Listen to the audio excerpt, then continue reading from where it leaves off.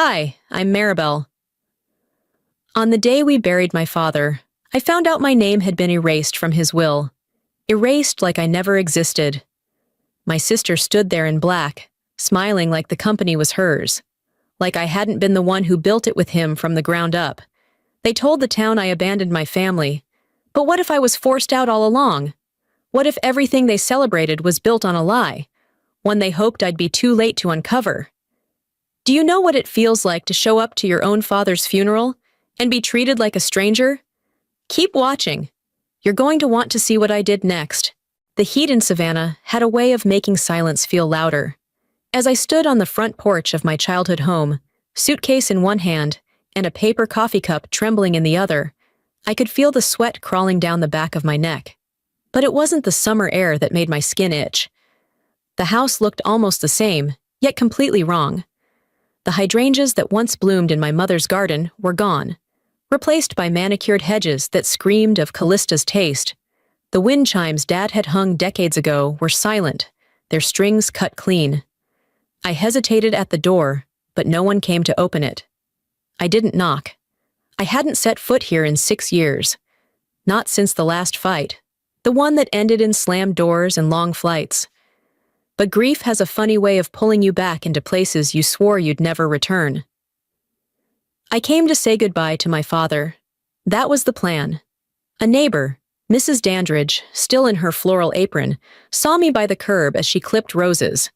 She smiled, then faltered. "I suppose you're headed to the will reading this afternoon," she said, voice unsure.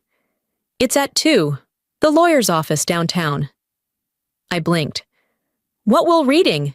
She paused, clearly realizing her misstep. "Oh, I assumed.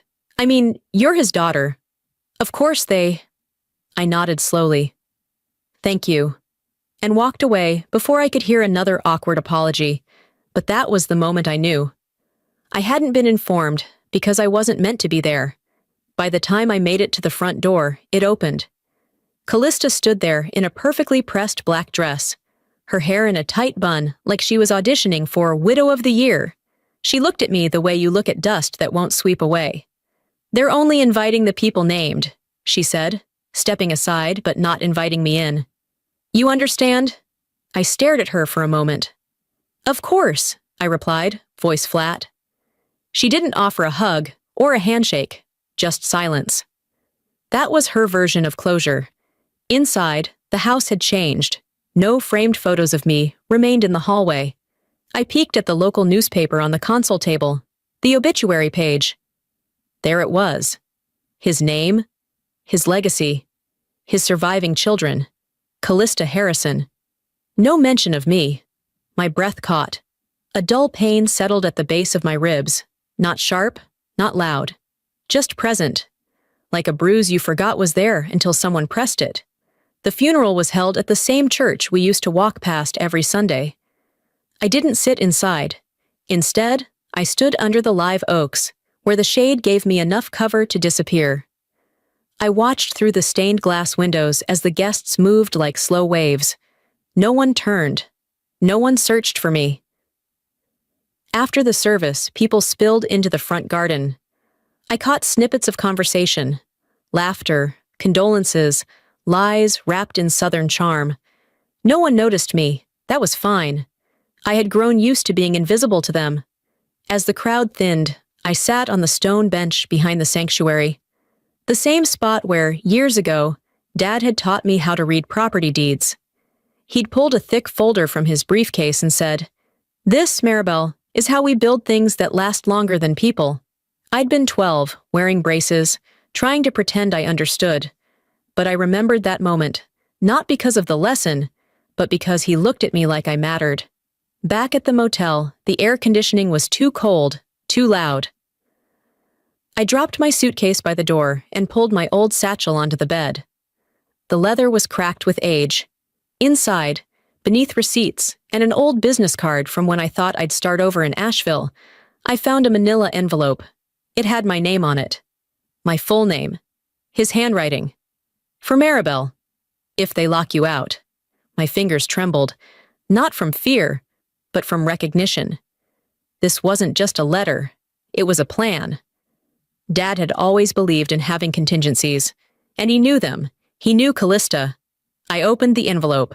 The envelope felt heavier than it should have. I opened it slowly, careful not to tear the corners.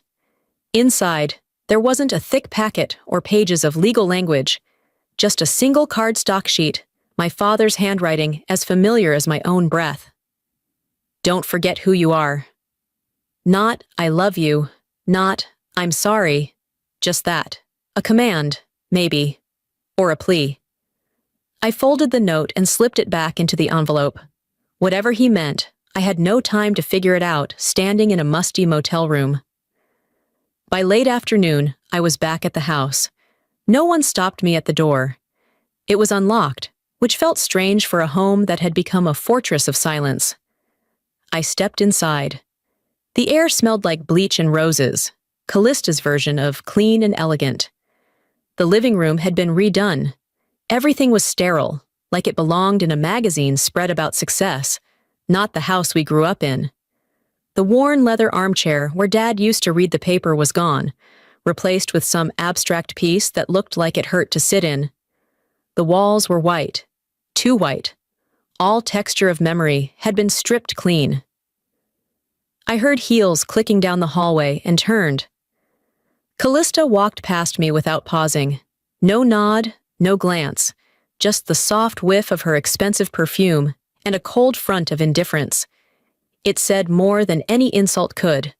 I took a breath and headed toward the old west hallway, where my room used to be. The door was still there, still painted in the pale green I chose at 15. But when I turned the knob, it didn't budge. I jiggled it gently, then harder. Locked.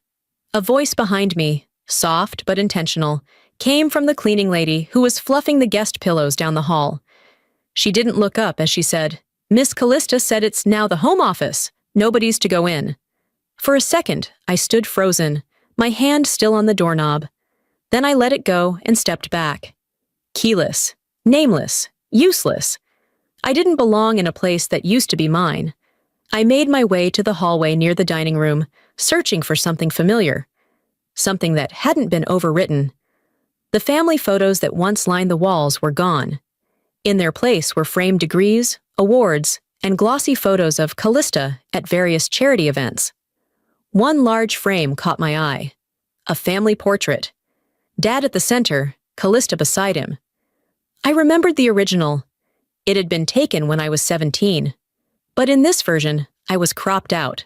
The space where I had stood was now an elegant vase in the background.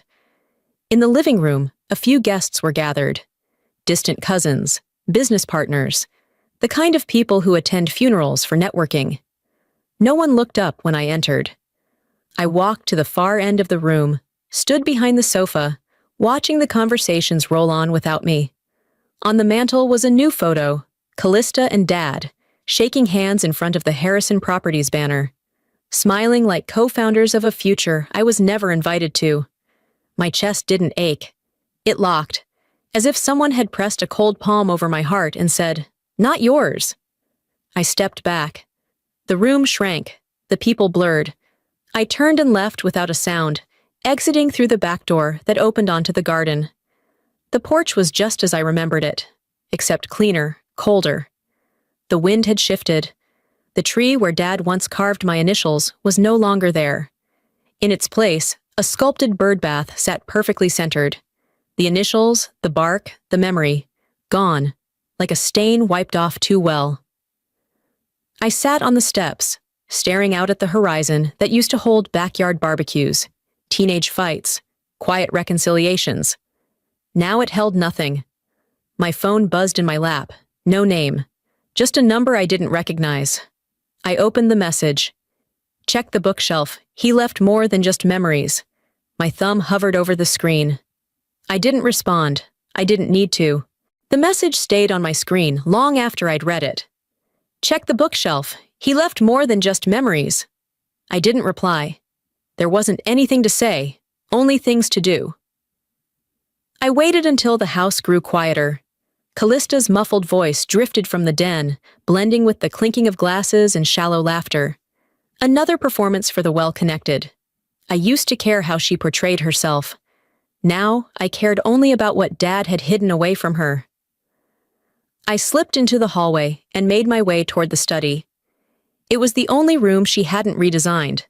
Not out of respect, I assumed, but out of fear that touching it would make her look possessive too soon. The door creaked open under my hand. I flipped the switch. Nothing. The light bulb had gone out. The room smelled of old paper, cedar, and thyme. It hadn't been cleaned in weeks.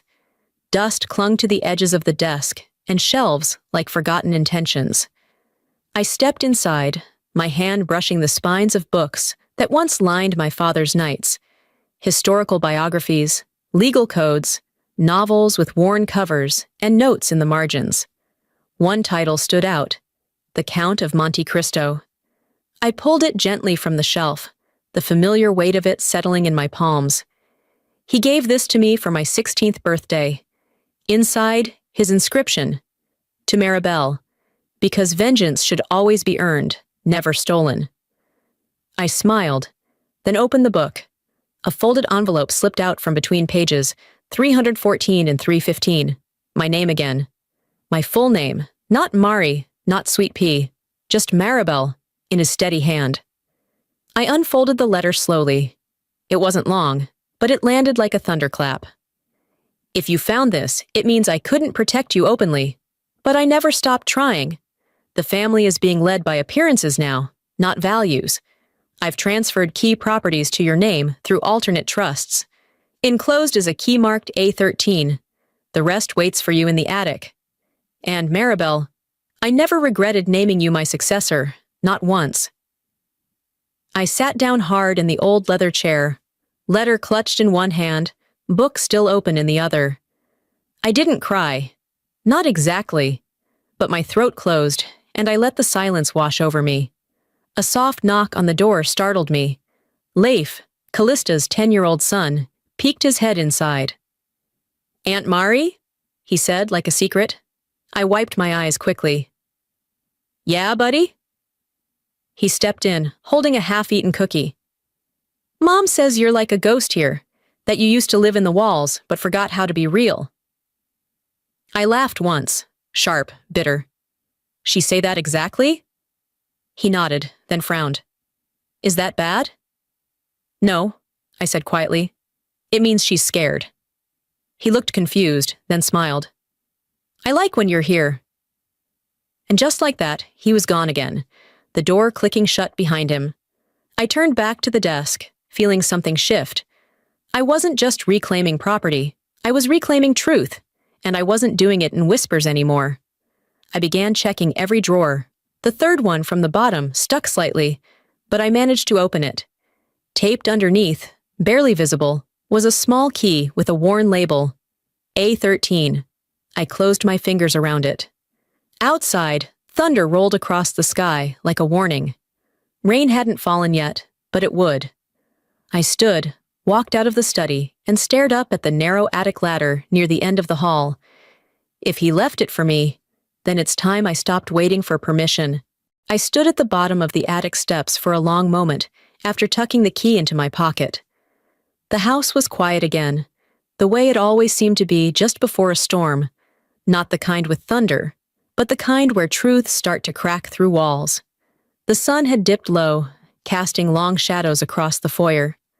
I walked downstairs slowly, heels silent on the wooden floor, not because I was sneaking, but because the house no longer felt like mine.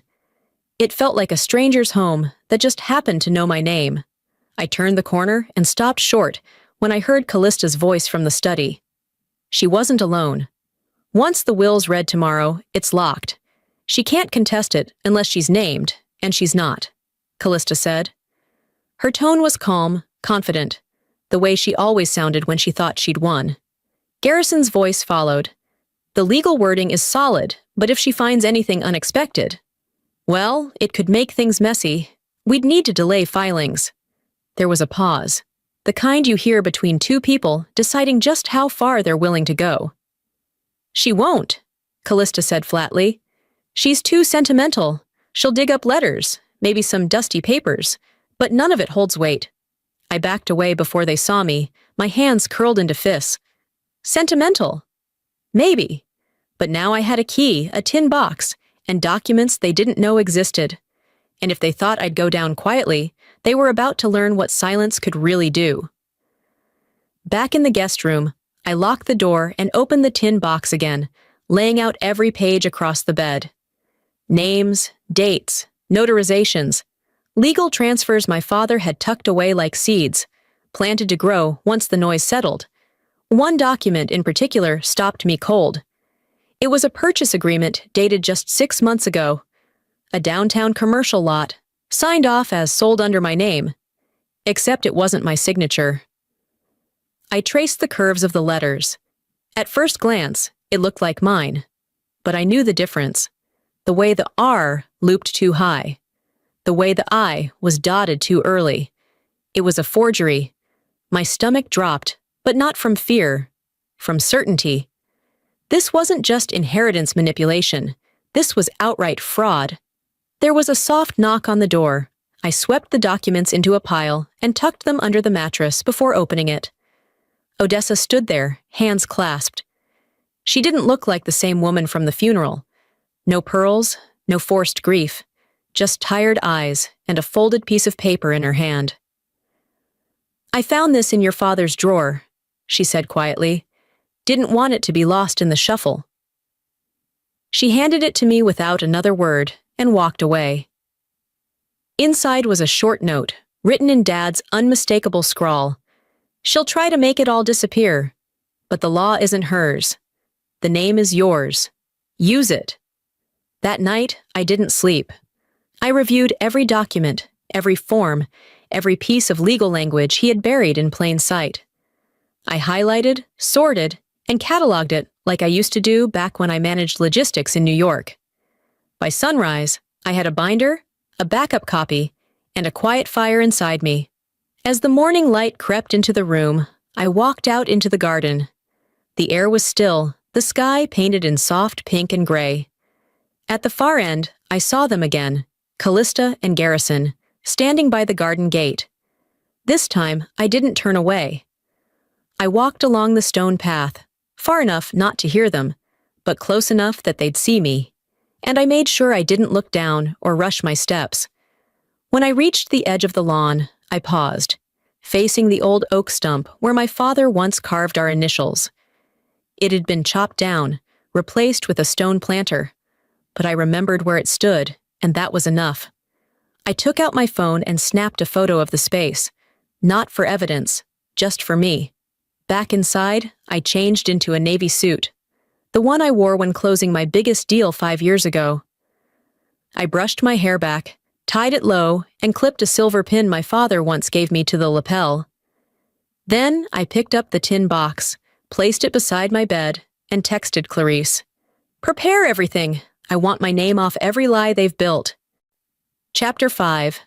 I climbed down from the attic with the tin box pressed tightly to my chest. It was heavier than it looked, both in weight and what it might hold. My father never did anything without a reason, and if he had hidden something away up there for years, it was because he knew what Callista was capable of. The hallway lights flickered slightly as I stepped down into the main corridor. The house had grown quiet. Most of the guests had left for the day. Somewhere in the kitchen, the sound of silverware clinked faintly. I moved toward the staircase, only to see Callista coming up from the foyer. She paused mid-step, our eyes meeting like a stale standoff. I didn't wait. "Whatever you think you've buried," I said evenly, "I've already started digging it up." Her lips twitched into that same rehearsed smile she gave at board meetings. "Your name doesn't open anything in this house." "Maybe not," I replied, taking a single step closer. "But it's written on more than you think." She didn't respond, just turned and walked away with a dismissive wave of her hand, the queen of pretending nothing could shake her crown. I didn't waste energy watching her leave. I headed straight for the guest room and locked the door behind me. I placed the box on the desk, popped the latches open, and carefully sorted through what lay inside. It was all there.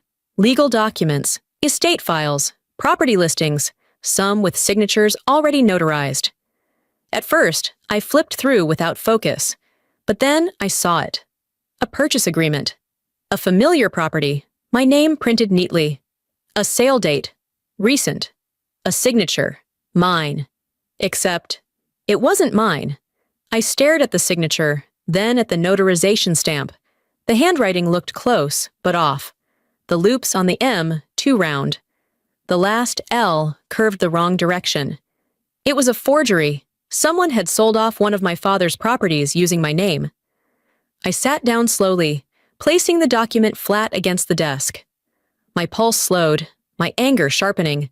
Not explosive, focused, deliberate. Whoever did this thought I'd walk away quietly. Again. There was a folded note tucked between the pages of a ledger. My eyes caught the edge of my name in blue ink. I opened it, expecting another jab, another signature theft. But it wasn't that. It was from Odessa. She hadn't been around much since the funeral. Quiet, drifting, almost like a shadow at the edge of things. But here she was in ink. Maribel, your father gave you the power. Don't question that. He trusted you because you saw through the noise. You always did. Just know, if they crossed the law will speak back. Use your name carefully and use it first. No sentiment, no explanation, just clarity. That, from Odessa, meant more than any speech. I leaned back in the chair and stared at the ceiling, trying to slow the heat rising in my chest. This wasn't about being invited anymore. It wasn't about chairs at funerals or names in obituaries. This was about theft. Real, legal, moral theft. And I was done whispering. If I let this slide, I murmured to no one, what else would they take? The sun had started to dip by the time I stepped out into the garden. The light turned orange, casting shadows that danced on the stone path. I saw them then, Callista and Garrison, standing near the old garden wall, speaking in hushed tones. She gestured sharply, arms crossed. He stood still, nodding occasionally, face unreadable. They didn't see me, or maybe they did, and didn't care. I didn't approach. I didn't need to. I'd stopped chasing explanations. I wasn't asking anymore. I was planning. Tomorrow was the will reading. Let them believe they still held all the cards. Let them keep sipping wine and making promises behind closed doors. By dusk, I was back in my room. I placed the tin box beside the nightstand, then pulled out my phone. Clarice was still saved in my contacts. I typed out a short message. Prepare everything. I want my name off every lie they've built. And I hit send. Chapter 6. By the time I stepped into the formal sitting room the next morning, the air felt thinner, as if it had been drained of all pretense. Callista sat at the head of the table, draped in tailored black, her expression carved from marble. Garrison stood behind her, clipboard in hand, as if his presence alone could silence dissent. I took the seat at the far end, not out of submission, but strategy. Let them underestimate me. They always did. Harold Stevenson shuffled his papers in a deliberate rhythm. He cleared his throat and launched into the preamble. Callista offered him a tight-lipped smile, the kind you see on politicians who think the cameras are still rolling. Around the table, familiar faces sat with polite distance, some curious, some cautious. Harold continued reading. To my daughter Callista Harrison, I appoint executor of my estate, trustee of residual assets, and primary beneficiary of Harrison Properties. The rest blurred into static. Legal jargon, obligatory phrases, the cadence of someone who'd done this far too many times. My name was never spoken. Callista leaned back in her chair, gaze flicking toward me with something close to satisfaction. Her hand rested lightly on the table, not gripping, just claiming. I reached for my leather folder and unzipped it slowly. The sound sliced through the quiet like a violin string stretched too far. This, I said calmly, sliding 3 documents forward, is the deed to the Savannah Wharf development, signed over to me 3 years ago. This one, Riverfront Lofts, also mine, and this, Oak Ridge Estates. Gasps. Not loud, but real. Even Harold blinked twice. Callista's smile twitched. I looked at Harold. Would you like to verify the county filings? He reached forward without a word. As he reviewed them, I heard murmurs starting down the length of the table. Someone whispered my name. Another voice said, "That can't be real." But no one moved. Rowena stepped from the back of the room, holding a manila envelope. "I mailed those deeds myself," she said, voice firm. "Your father had me take them to the notary. He didn't trust putting it through Callista." Harold paused. He looked up slowly, brow furrowed. "These are legitimate." Callista stood abruptly. "This is absurd. That paperwork was sealed. You don't get to rewrite the will with smoke and mirrors." I didn't rise. I didn't even flinch. "You built lies around my absence," I replied, "while I built legal walls you didn't know existed." Her face hardened. "You were gone, Maribel. You left. You abandoned this family." "No," I said, my voice low but clear. "I was erased. There's a difference." Harold looked between us. If these properties were transferred during Mr. Harrison's lifetime, they fall outside the scope of the will. The room tilted. Or maybe it was just Callista's posture collapsing inward. The shift was palpable. The investors began whispering more freely now. A board member from across the room adjusted his tie, clearly recalibrating his allegiances. Even Garrison looked away. I stood. "This isn't a fight anymore," I said. "It's a transfer of ownership, of legacy, of truth." I turned toward my sister. "You tried to bury what Dad left for me, but I've already unearthed it." She didn't answer. She couldn't. Such Chapter 7. The morning after the will reading, I sat alone at a table by the window of Archer's Cafe. The same cafe where Dad used to meet his contractor over strong black coffee in silence. Today, I had no appetite for nostalgia.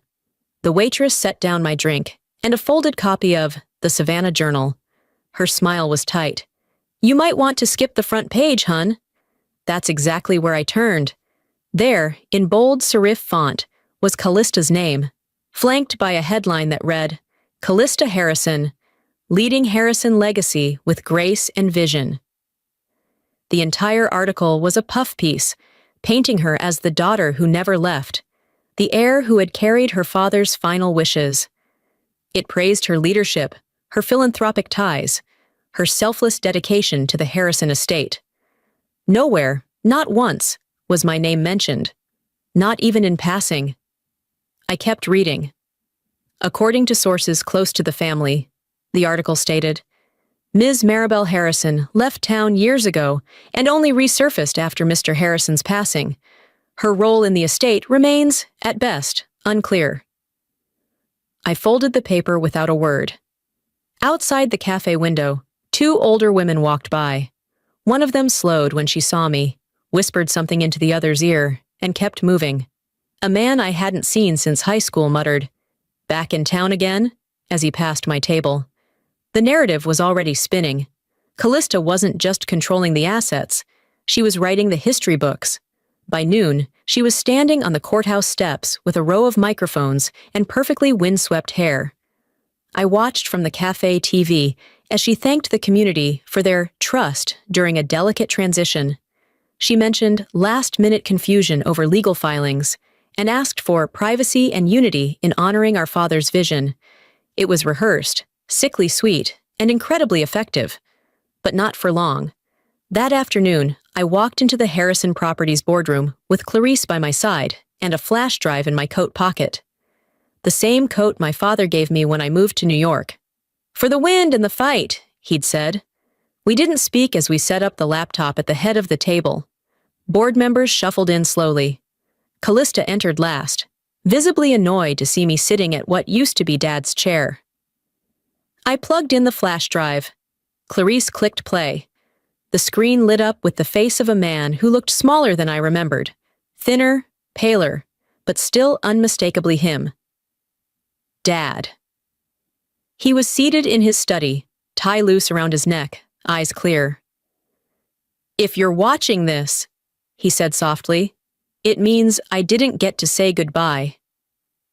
A pause. My daughter Maribel is my legacy. She's the one I trust with what I built, because she understands its foundation. She doesn't need the spotlight. She knows what matters. No one moved. No one dared breathe. She wasn't absent, he continued. She was kept out. And that's my fault. I let ego and noise cloud what I already knew. She's the one. Always was. The video ended. No applause, no gasps, just stunned silence. One board member leaned over to the man beside him and whispered, "He never said anything like that in public." Clarice stepped back. I stood. "I'm not here to gloat," I said, keeping my voice steady. "I'm here to correct a lie." I looked directly at Callista. "You told everyone I left." He told the truth. I was asked to leave, and I did. But I came back, because I still believe in what he built, and I won't let you bury that under press releases and backroom deals. She looked at me with eyes that finally, blinked uncertainty. I walked to Dad's old desk, picked up the brass nameplate that once sat on his office door. His name engraved with weight and pride. I turned to Callista one last time. "You have 36 hours to step back," I said. "After that, I go public." Chapter 8. The courthouse steps felt less daunting than they did the first time I'd walked them. Maybe because this time, I wasn't coming in with grief. I was walking in with truth. Clarice was already inside, waiting with my attorney, both of them calm in that way only people holding real power could be. We filed the civil suit without ceremony. Fraud, misrepresentation, unauthorized transactions. Each word felt like a nail hammered straight into the coffin Callista had tried to build around my reputation. Reporters stood nearby, eyes sharp, cameras rolling. I said nothing to them. I didn't need to. The paperwork said it all. Facts, dates, notarized signatures, and a paper trail my sister didn't know I had. By midday, headlines were already spreading. Harrison's sister files lawsuit. Internal family conflict becomes legal showdown. But I didn't feed the frenzy. I issued a brief statement, clear and dry. We are pursuing the appropriate legal channels to ensure Mr. Harrison's estate is handled according to law and fact. No embellishments, no commentary, just precision. Afterward, back at the office, Clarice handed me an envelope she'd been holding for weeks. "He asked me to give this to you when it mattered most," she said. Inside was a single sheet of paper and a small voice recorder. I unfolded the page. It was written in Dad's hand. "Not for court. For her." I pressed play. "Maribel," his voice rasped. It had lost its weight, but not its intent. "They'll want the company, the properties, the story. Callista always wanted to lead. Your brother wanted profits. But you wanted roots." A long pause. "You were never meant to be the loudest, just the most enduring." I sat in silence for a long moment before slipping the recorder into my drawer and tucking the note into my wallet. 2 hours later, I stood before the shareholders of Harrison Properties during an emergency meeting. The room buzzed with tension. Most had heard about the lawsuit. Some tried not to make eye contact. Callista stormed in halfway through, her heels clicking like gunfire on the marble floor. "You can't do this," she snapped, arms tight against her sides. "You think you can stage a takeover by slapping my name in a lawsuit? This is desperation, not strategy." I didn't flinch. "Everything I've done is documented. Every transfer, every meeting, every trust. You buried my name, but I built a paper trail." "You were gone," she hissed. "You ran away." "No," I said. "I was told to leave, but I never stopped watching. You counted on silence. I chose evidence." The board members didn't interrupt. They didn't have to. The tide had already turned. When it came time to vote, they raised their hands, one by one, quiet but decisive. Clarice stood to announce the result. Effective immediately, Maribel Harrison is appointed interim CEO, pending resolution of the ongoing investigation. Callista Harrison is suspended from operational duties. The silence afterward wasn't empty. It was cleansing. Callista didn't speak. She just walked out. No eye contact. No final word. Just the sharp echo of her heels fading behind the closing door. Later that day, I sat in my father's office, now mine.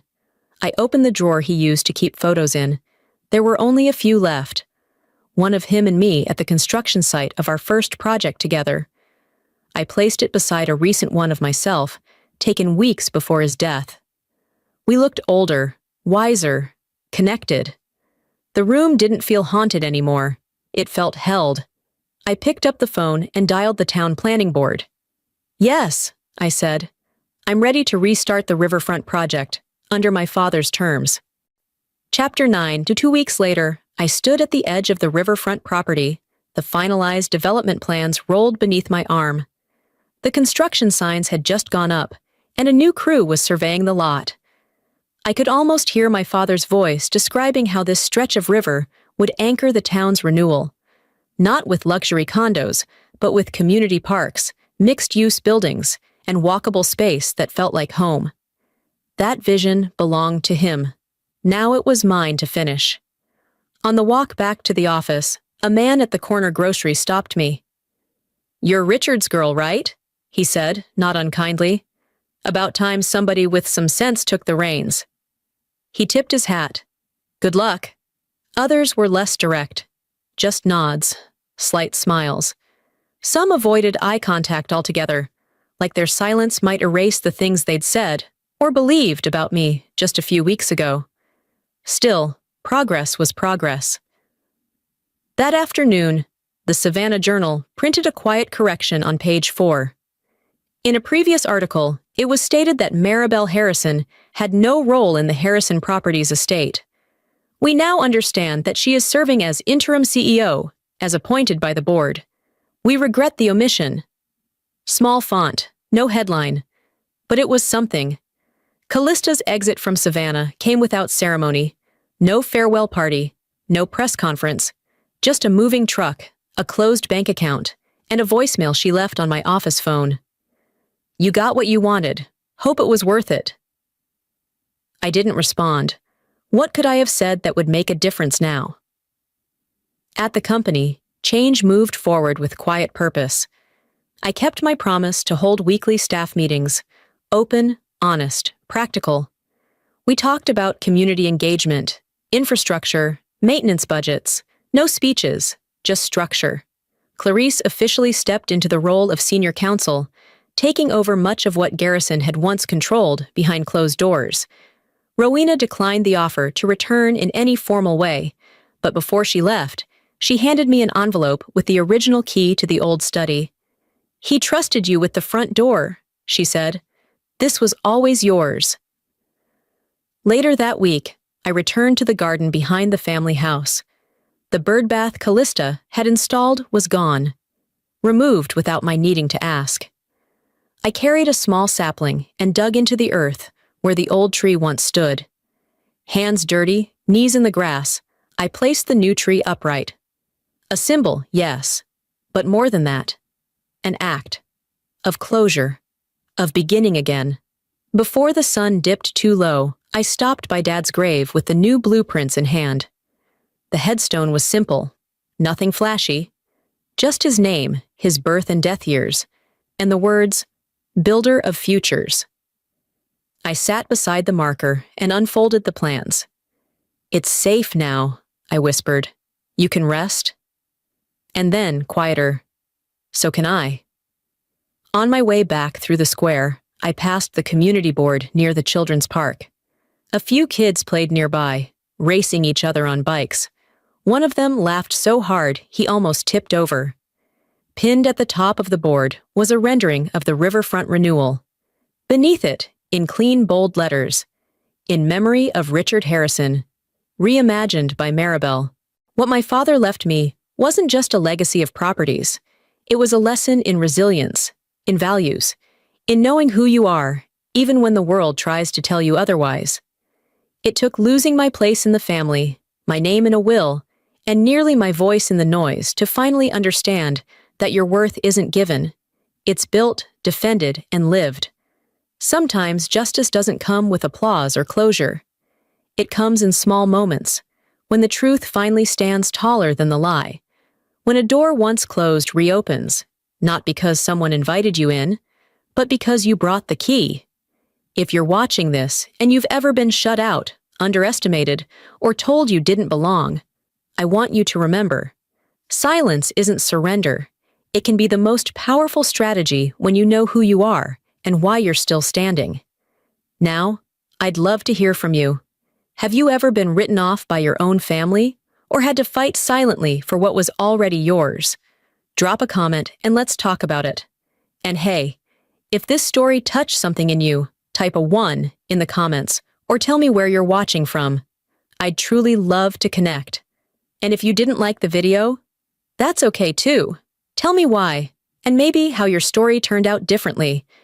If you want more stories that speak to real struggles, quiet triumphs, and finding your way back when the world pushes you out, make sure to subscribe to the channel. There's so much more to come.